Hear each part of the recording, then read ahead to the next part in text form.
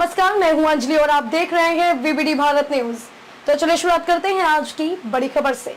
पूर्व केंद्रीय मंत्री स्वर्गीय राजेश पायलट की 22वीं पुण्यतिथि भंडारा में स्वर्गीय राजेश पायलट स्मृति स्थल पर मनाई गई। इस अवसर पर पूर्व डिप्टी सीएम सचिन पायलट सहित प्रदेश के कई मंत्री, विधायक और निगम वार्ड के अध्यक्ष सहित कांग्रेस के कार्यकर्ताओं ने उन्हें पुष्पांजलि अर्पित कर उन्हें याद किया।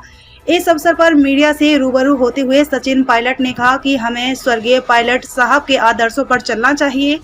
उन्होंने हमेशा किसान, गरीब, मजदूर के लोगों की पैरवी की है। उनकी मंशा थी कि गरीब तबके के लोग जहां सरकार बनाती है, कानून बनते हैं, उनमें उनकी भागीदारी हो, तभी उनका जीवन सार्थक है। उन्होंने राज्यसभा चुनाव के संदर्भ में बोलते हुए कहा, राजस्थान में कांग्रेस ने 3 सीटों पर कब्जा किया है, परंतु हरियाणा में अजय माकन की हार पर चिंता जाहिर की है। प्रदेश में मंत्रिमंडल विस्तार के बारे में कहा, हर विधायक की मंशा होती है कि क्षेत्र में विकास हो, जनता से वादे किए वह पूरे हों और होने भी चाहिए। सरकार भी आ गई है, इसी को लेकर संगठन और सत्ता में आपसी तालमेल के साथ मंत्रिमंडल का विस्तार मिल बैठकर किया जाए। उन्होंने कहा कि 2023 में कांग्रेस की सरकार रिपीट होगी, इसके लिए सत्ता और संगठन साथ मिलकर कार्य कर रहे हैं। सरकार की चर्चाएं बढ़ गई।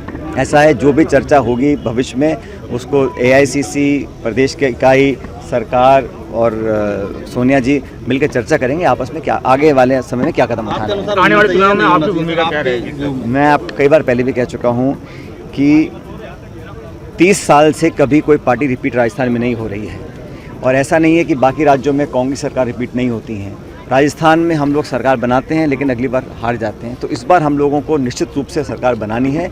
उस दिशा में जो सुझाव मुझे देने थे मैंने पार्टी से शेयर किया है, उस पर हमने कुछ कदम भी उठाए हैं। लेकिन अगर हम लोग मिलकर काम करेंगे तो, और जिस तरह हम सरकार संगठन का तालमेल बना के चले हुए हैं, 2023 में पुनः सरकार कांग्रेस पार्टी की बनेगी, इसको कोई रोक नहीं सकता। जिस तरीके से राजस्थान में हिंसाएं हुई हैं, जैसे अभी नुपुर शर्मा के बयान के बाद जिस तरीके से माहौल गरमाया, मुस्लिम देश का रिएक्शन आए हैं, नहीं, आप ये धर्म की बात छोड़ दीजिए, वो व्यक्ति विशेष थी, वो एक राष्ट्रीय पार्टी के राष्ट्रीय प्रवक्ता है।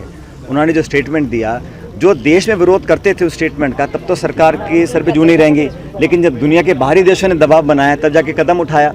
और मैं समझता हूँ कि इस प्रकार के लोग जो आपस में समाज में जहर घोलने की कोशिश करते हैं, द्वेष की भावना पैदा करते हैं, टकराव की स्थिति पैदा करते हैं, इन लोगों पर कार्रवाई होनी चाहिए ताकि भविष्य में उदाहरण बने। इस जो स्टेटमेंट या जो उन्होंने किया उसकी पुनरावृत्ति ना हो।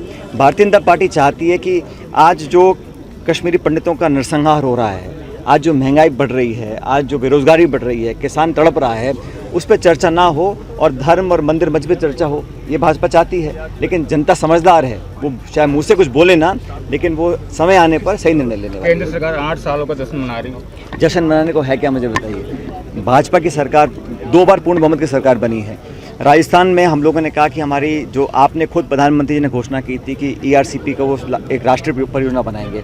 मैं पूछना चाहता हूं कि ऐसी क्या मजबूरियां हैं कि केंद्र सरकार अपनी कही हुई बात पर पीछे हट रही है, सिर्फ इसलिए क्योंकि यहाँ पर ईस्टर्न राजस्थान में कांग्रेस पार्टी जीत कर गई थी, राजस्थान में सरकार कांग्रेस की है। तो प्रधानमंत्री जी को चाहिए अपने बातों पर खरा उतरें और 8 साल में जश्न मनाने की जगह उनको आत्मचिंतन करना चाहिए कि लोगों का ध्रुवीकरण कर वोट ले सकते हैं, लेकिन आज महंगाई, बेरोजगारी, निवेश, उद्योग, कृषि, नौजवान, किसान, हर व्यक्ति, हर वर्ग परेशान है, हर तबका आज तड़प रहा है। तो सरकार को आत्मचिंतन करना चाहिए। और मैं समझता हूँ 22 सालों में जनता का आशीर्वाद और प्यार लगातार बढ़ा है। मैं इस क्षेत्र की जनता, प्रदेश की जनता और देश के आम नागरिकों का बहुत आभारी हूँ कि मुझको, मेरे परिवार को लगातार उनके गुजर जाने के बाद 22 सालों में असीम स्नेह, प्यार और आशीर्वाद मिला है। आज मैं समझता हूँ कि पहले से ज़्यादा ज़रूरत है उन सिद्धांतों का पालन करने की जिस पर देश की नींव बनी थी, जिसका स्वर्गीय पायलट साहब ने हमेशा पैरवी करी थी। उन्होंने शुरू से कहा कि गरीब और किसान के बच्चे अगर पढ़ लिख जाएंगे तो उन पदों पर बैठेंगे जिन पदों से देश की नीतियाँ बनती हैं, और आपसी प्रेम, भाईचारा, एक दूसरे की मदद करना, सबको साथ लेकर चलना।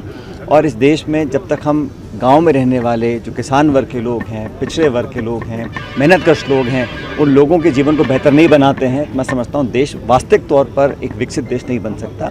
आज उन सिद्धांतों का अनुसरण करना मैं समझता हूँ हम सब के लिए बहुत ज़रूरी है।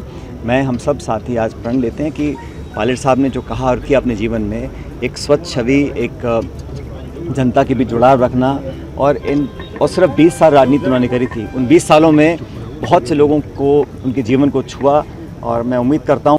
श्रद्धांजलि सभा उसको लेकर आप क्या कहेंगे? यहाँ पर सभी लोग उन्हीं के लिए मौजूद हैं। हमारे लोकप्रिय नेता थे राजेश पायलट साहब और किसानों के निश्चित रूप से देश के पहले किसान नेता हुए थे जिन्होंने किसानों की आवाज़ को उठाया और हमने बहुत पहले उनको खो दिया।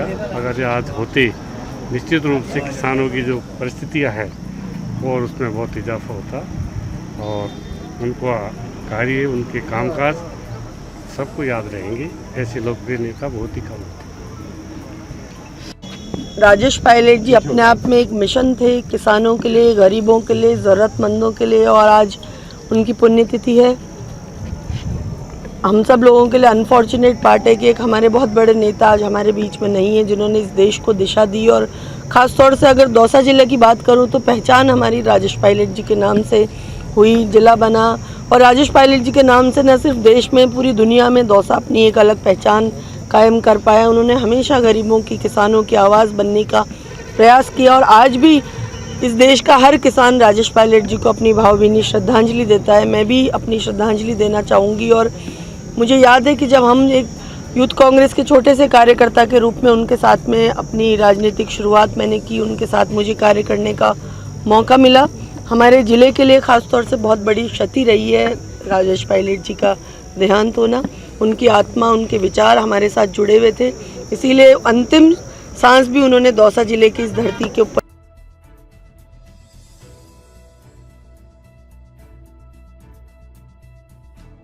खबरों में अब तक ले बस इतना ही। मिलते हैं फिर ऐसी ही बड़ी खबर के साथ, तब तक के लिए नमस्कार और देखते रहिए वीबीडी भारत न्यूज।